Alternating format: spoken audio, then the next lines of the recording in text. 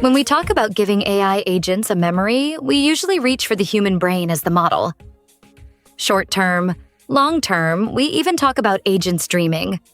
But here's the thing we kept coming back to. An agent is not a human. It does not get tired. It has no body to protect, no single skull to shut down, no 8 hours it has to spend unconscious. So why would we copy the way humans sleep? This is DevMemory. And the more interesting question was not how humans dream. It was how the rest of nature does. Quick grounding first, because the sleep part only makes sense on top of it. DevMemory version 1 is a cognitive memory for AI coding agents. Every memory is 3 things at once. What kind it is, who it belongs to, and where it lives. Right? The kind.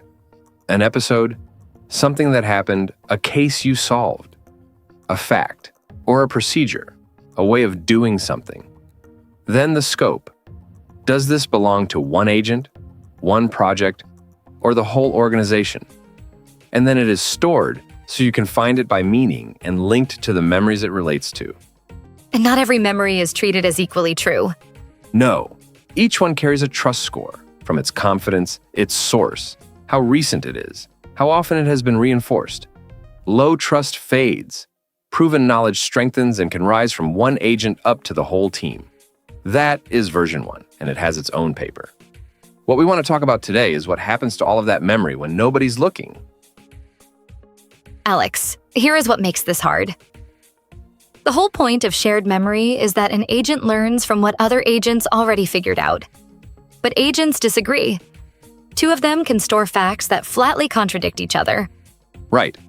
So before any lesson is promoted from one agent up to a project, or from a project up to the whole organization, something has to weigh the evidence and resolve those conflicts.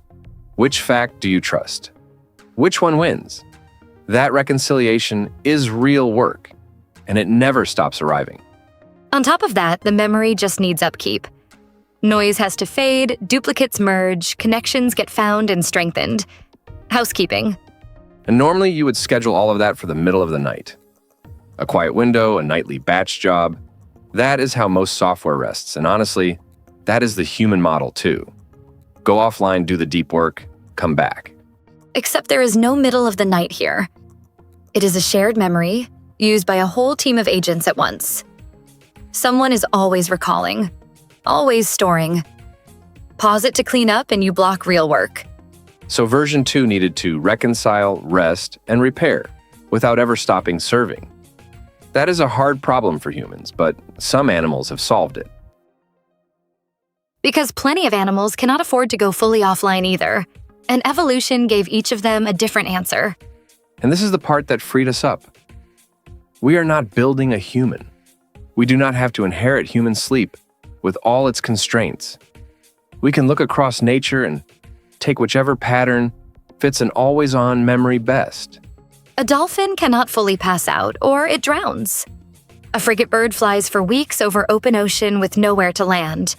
An elephant is too big and too exposed to lie down for long. And an octopus barely has one central brain to switch off at all. 4 limits, 4 completely different strategies for rest.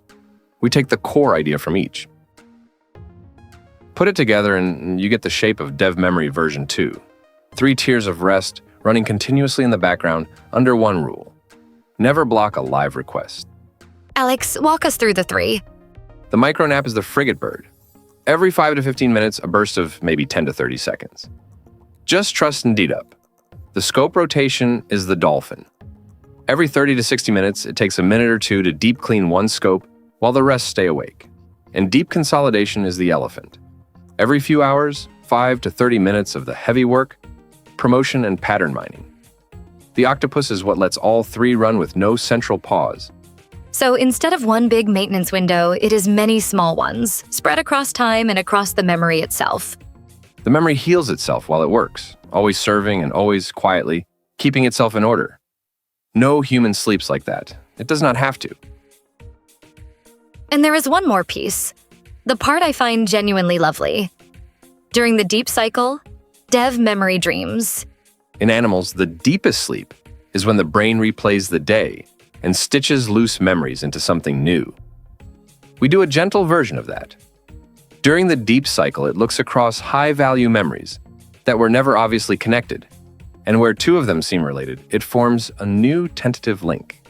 A hunch. A hunch, and it is honest about being one. Every dreamed link is stored with low confidence and flagged as needing to be checked, so a guess never gets mistaken for a fact. If it proves useful later, it earns trust. If not, it fades. That is version 1's trust model doing the judging. A memory that rests, reconciles, and every so often has a genuinely new idea, all without ever going offline. We named the whole system the Cetacean Bridge. Cetacean for the dolphins and whales, because the one principle we would not give up is theirs.